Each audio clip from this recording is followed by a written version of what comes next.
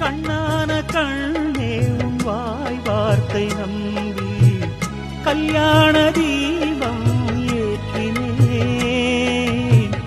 என் தீபம் கோயில் சேராது என்று தண்ணீரை நானே ஊற்றினேன். உன்னோடு வாழ இல்லையொரு யோகம், நான் செய்த பாவம் யாரை சொல்வது? காதல் ரோஜாவே நலமாய் நீ வாழ்க, நீ சூடும் பூமாலை நான் போல் வாழ்கவே.